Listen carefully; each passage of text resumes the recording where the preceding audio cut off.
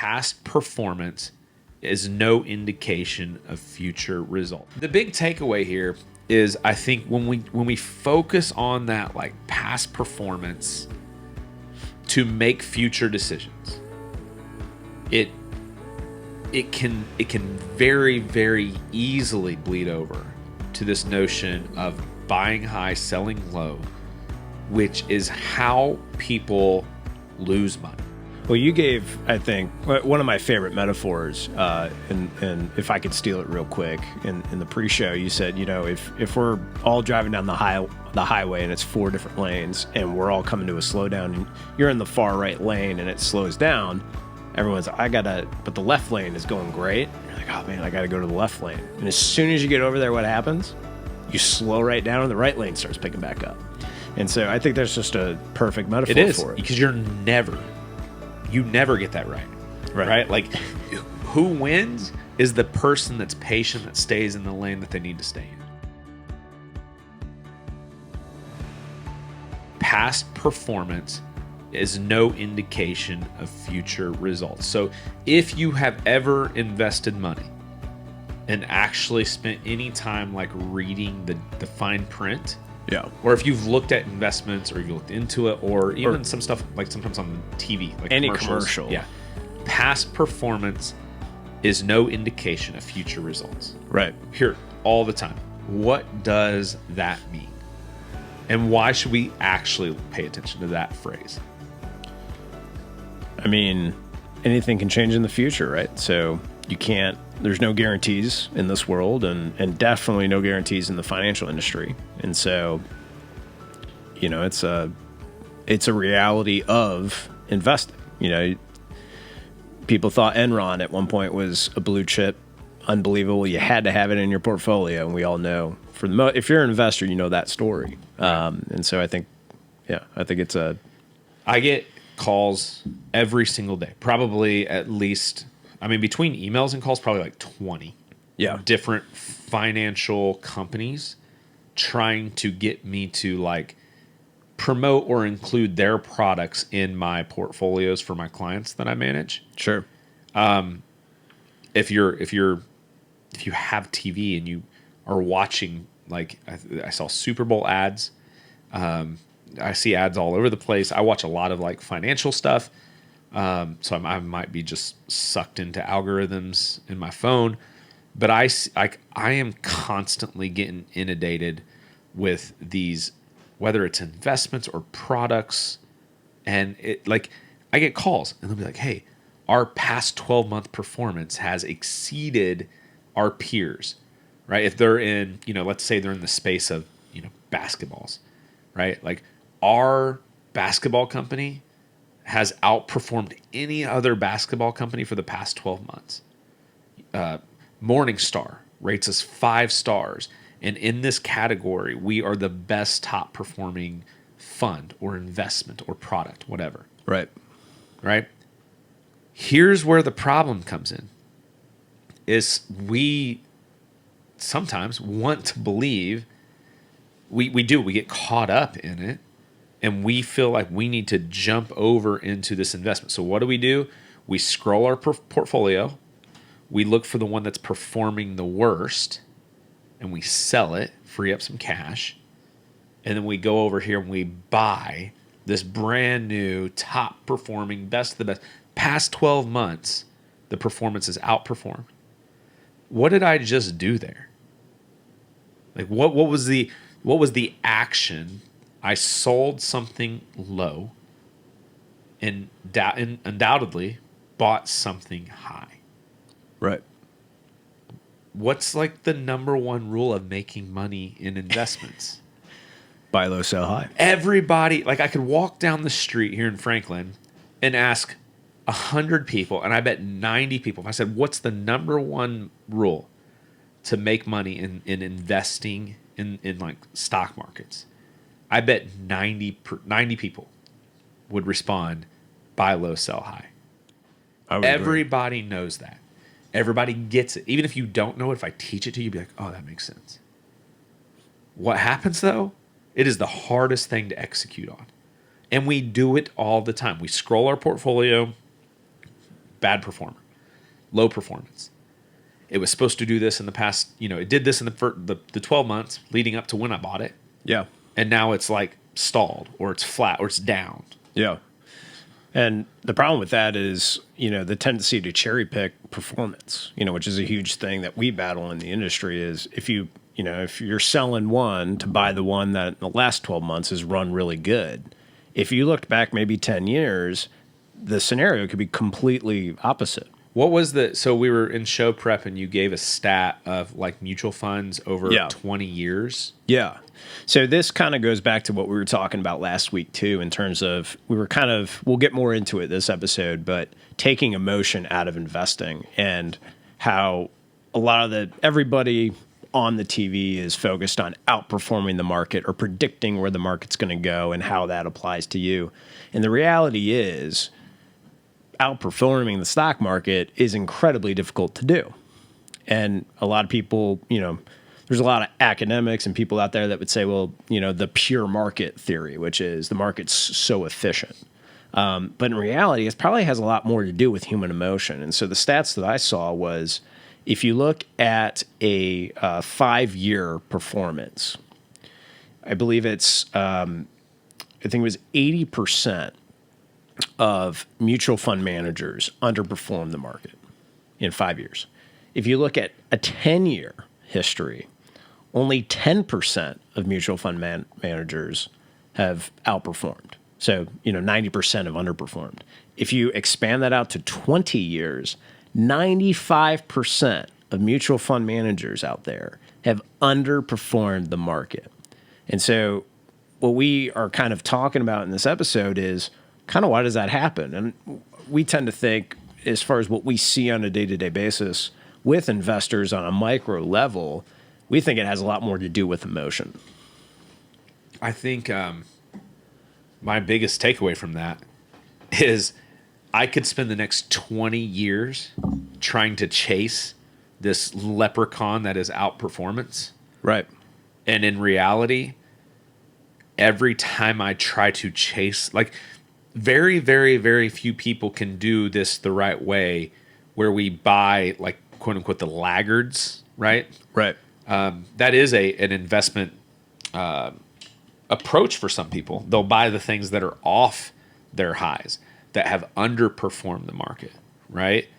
There's a whole lot of other indications as to why they would make that decision, but sometimes they will make the decision to be like, oh, hey, this thing is actually down a little bit more than its peers, and we think it's managed and it's cash flow, it's healthy. It doesn't necessarily need to be lacking in performance, so we'll buy this one thinking it'll catch up to peers. Sure. But if I'm constantly looking at, like, nobody wants to come out. There's not a single company, like investment firm, like they're not going to, like ABC Investments, right? They're not going to create a commercial where they say, hey, last year we kind of sucked a little bit. Like they're not going to come out with a commercial that says, hey, all these other people that do the same thing we do, they kicked our butts. They did better. We're going out of business next year. But we think we'll catch up someday. Yeah. Right? So we didn't. Here's a commercial. ABC Investments, buy our investments. Last year, we didn't do too great. Actually, everyone else around us did better. But in fact, because of that, we think we're going to be okay. So you should invest with us. Right. You're never going to see it. I don't get very excited about that. But what would excite some people, a lot of people, is a chart that flashes on their screen. Yeah. That says our fund, our investment outperformed the market. It outperformed our peers. We were number one of 100. Yeah. In this category, it is the leading growing category of all categories. Right? It's the new thing. It's the biggest wealth generator in the past decade. Buy our investment. Right. Click yes. Subscribe yes. I want to learn more yes. Show up to the dinner yes. Right. Right. And then what am I doing? Scroll the portfolio. Hey, this one's down. Yeah. And they said and I'm going to sell it. Well, you gave, I think, one of my favorite metaphors, and if I could steal it real quick, in the pre-show, you said, if we're all driving down the highway and it's 4 different lanes and we're all coming to a slowdown and you're in the far right lane and it slows down, everyone's, but the left lane is going great. You're like, oh man, I got to go to the left lane. And as soon as you get over there, what happens? You slow right down and the right lane starts picking back up. And so I think that's just a perfect metaphor for it. Because you never get that right. Right? Like who wins is the person that's patient, that stays in the lane that they need to stay in. Right? Like that's the person that winds up ahead of everyone. And the most satisfying thing too is when you have that guy who's flying around in and out of stuff, and you get to your exit and you're either right behind him or right in front of him. Yep. Right in front of him, that's a great day right there. But right behind him, it's like, hey, we got to the same place at the same time. And you were just being a jerk about it. And your blood pressure was 140 over, 90. So the big takeaway here is, I think when we focus on that like past performance to make future decisions, it can very, very easily bleed over to this notion of buying high, selling low, which is how people lose money.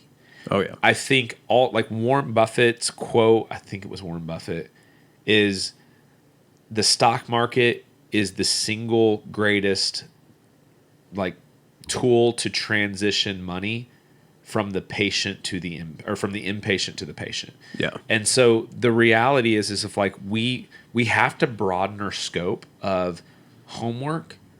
Can a small part of my homework be looking at a performance and saying, hey, this has done well? Yes. Am I comparing it to some other performance?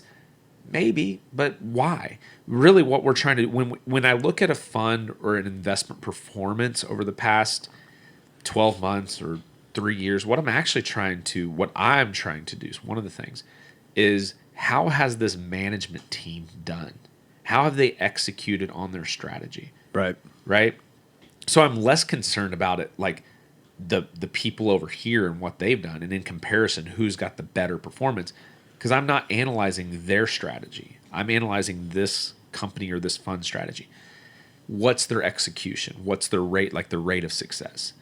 But if I solely focus on the flashy headline of, hey, this is over the past 12 months, like buy in. Like especially when we think about that 20-year stat, right? We're only 5% of things actually outperform the market. Yeah.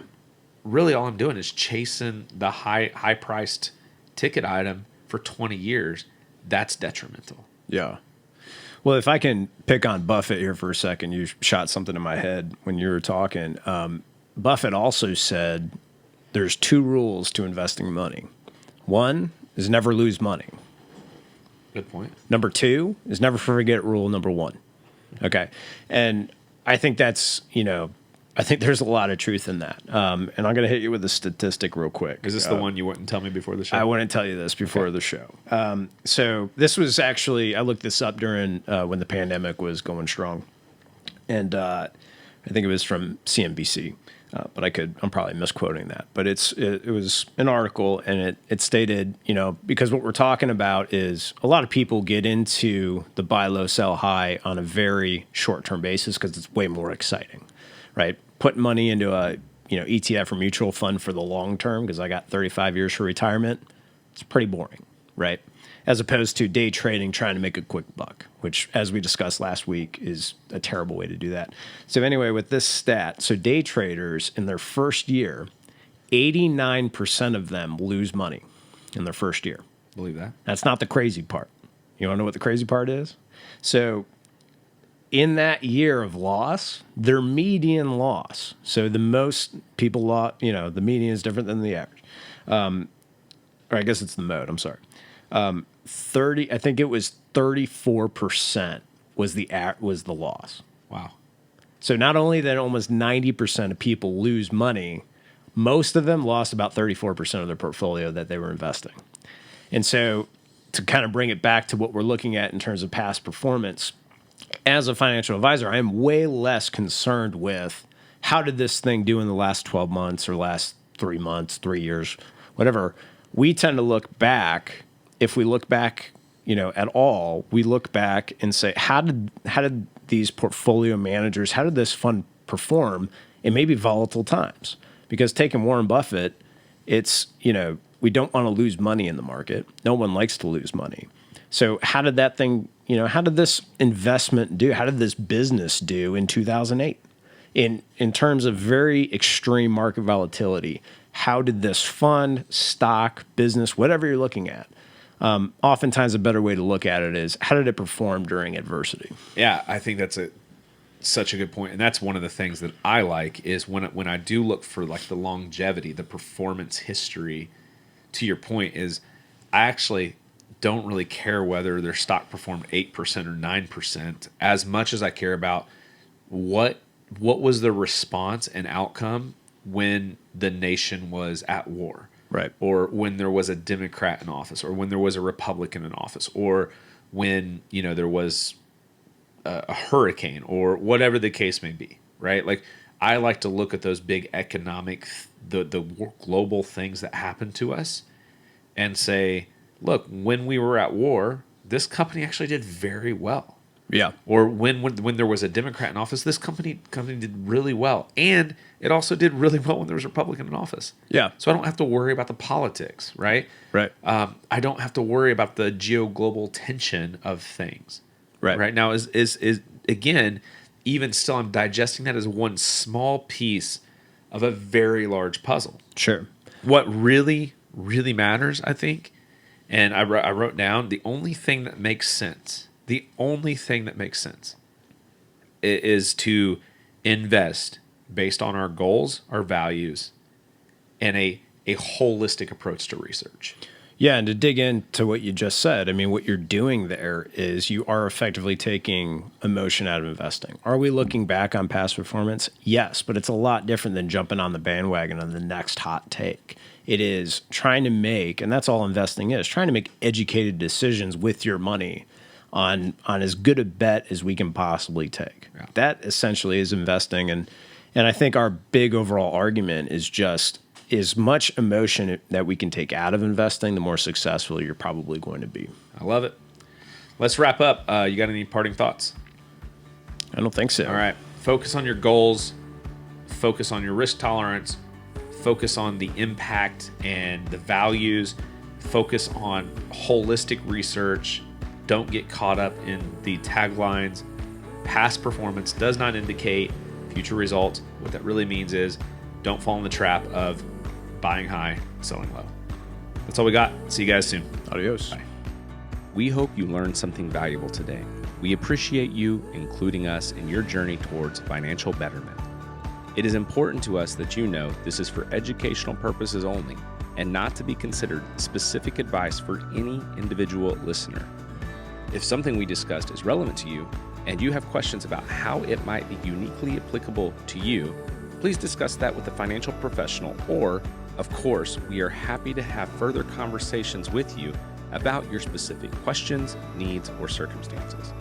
We welcome you to reach out to us via our website, harpethwealthpartners.com, or by emailing Brandon at bmc@harpethwealthpartners.com. Securities are offered through LPL Financial, member FINRA SIPC. Investment advice is offered through Private Advisor Group, a registered investment advisor. Private Advisor Group and Harpeth Wealth Partners are separate entities from LPL Financial. The opinions voiced in this material are for general information only and are not to be intended to provide specific advice or recommendations for any individual. To determine which strategies or investments may be suitable for you, consult appropriate qualified professionals prior to making a decision. Investing includes risk, including fluctuating prices and loss of principal. No strategy assures success or protects against loss. All performance referenced is historical and is no guarantee of future results. All indices are unmanaged and may not be invested into directly. Hypothetical examples presented are not representative of any specific investments. Your results may vary. We want to thank you for your time, and we look forward to having you back next week.